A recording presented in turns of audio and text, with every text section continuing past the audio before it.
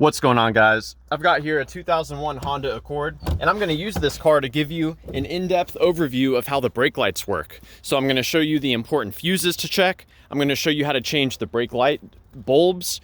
I'll show you how to change the brake light switch.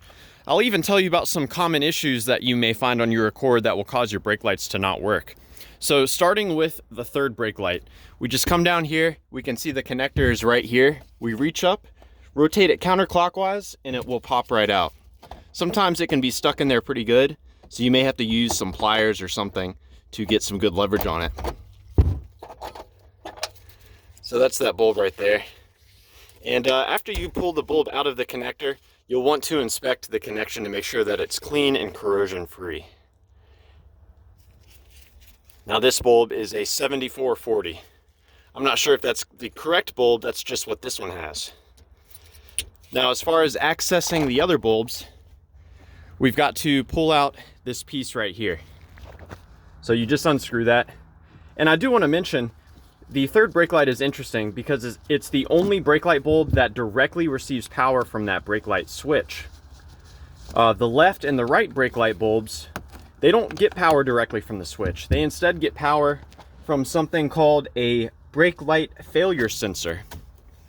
So there's the brake light failure sensor. It's actually connected to this piece right here. That sensor receives a signal from your brake light switch, and it then sends power to your brake light bulb. So here's the brake light bulb on the driver's side. You just rotate this piece counterclockwise, and it will come right out. It's also the parking light bulb. And again, you'll want to inspect the contacts before you replace the bulb. Now let's go take a look at the fuses. If you've checked all the bulbs and they're good, you may start to suspect your brake light switch. But before you change a switch, it's always best to check your fuses. So we've got fuse number 9 right here, which is a 7.5 amp fuse. So power from this fuse goes to that brake light failure sensor that I pointed out to you earlier. And it's that sensor that actually sends power to your brake lights. Now there's another fuse that sends power to the brake light switch itself. And it's really not likely that this fuse is blown, because this fuse also sends power to a lot of other things that you would notice before you notice your brake light's not working. But it's going to be this fuse right here. It also provides power to the computer, and you would most certainly notice if the computer was bad. Now let's go take a look at the brake light switch, and I'll show you how to change it. So we're going to pop down here. Looking at the brake pedal, we move our way upward, and we can see this is the brake light switch here. Now this is a great time for me to tell you about a common issue that will cause your brake lights to stay on. So you can see here when I push the brakes, it moves the brake lever away from the switch, and it allows this plunger to come out. Well, you see this bolt that's been installed. There's not supposed to be a bolt there. There's normally a rubber grommet that goes there, and the grommet can disintegrate and fall out. And when that happens, the plunger on the brake pedal switch will come out, and your brake lights will be stuck on.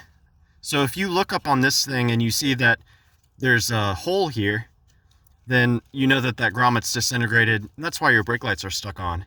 You can see the previous owner of this vehicle had that exact problem, which he remedied by installing a bolt here.